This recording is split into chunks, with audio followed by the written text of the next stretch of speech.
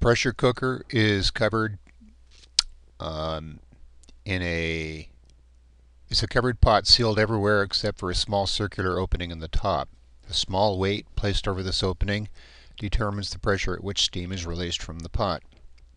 Suppose that the radius of the opening is half a millimeter and the weight is 0.8 newtons.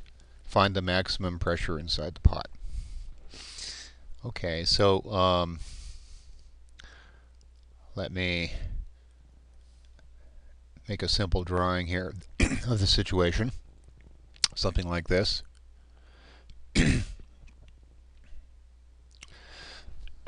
Excuse me. And inside the tube here is the weight, like this.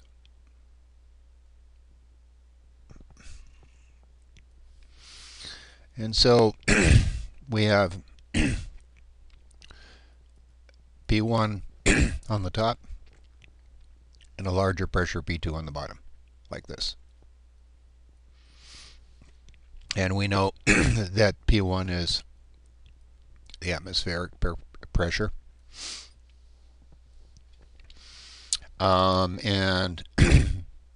So we can draw a free body diagram here. And the free body diagram would be something like this. This is the free body diagram for the weight. So here it is right here. And so there's going to be a downwards weight. And then there will, of course, on this there will be a downwards force of P1 times A. A is going to be the area of the weight here in this opening, and there will be an upward force of P2A. And if I draw a coordinate system here, let's say my coordinate system is y, then Newton number 2 says that the upward force, P2A, minus the downward force, P1A, minus W, is equal to 0. So in other words, P2 is equal to P1 plus W over A. So P1 is atmospheric pressure, 1.01 times 10 to the 5th Pascal is atmospheric pressure, plus the weight, 0.8 newtons, divided by this area here. Okay, so over here let's calculate what that area is. That area is going to be equal to pi times the radius squared, where the radius is the radius of this weight plug, if you will. And so that is pi times half a millimeter, 0.5 times 10 to the minus 3 meters squared. Alright, so let me grab my calculator here. So that is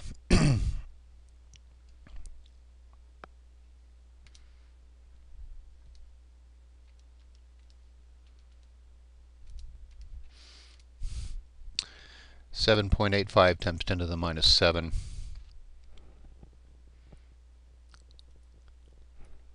7.85 times 10 to the minus 7 square meters.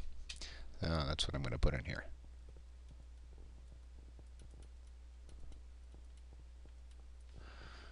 Okay, so that would be 1.05 times 10 to the 5th plus 0.8 divided by the area that we just calculated, and it comes out to be 1.12 times 10 to the 6th Pascal. Remember that a Pascal is a Newton per square meter. In terms of atmospheric pressure, that's going to be equal to, well, let's see, I can take that number that we just calculated and divide it by atmospheric pressure, 1.01 times 10 to the fifth, and it's equal to, well, roughly 11.1 times atmospheric pressure.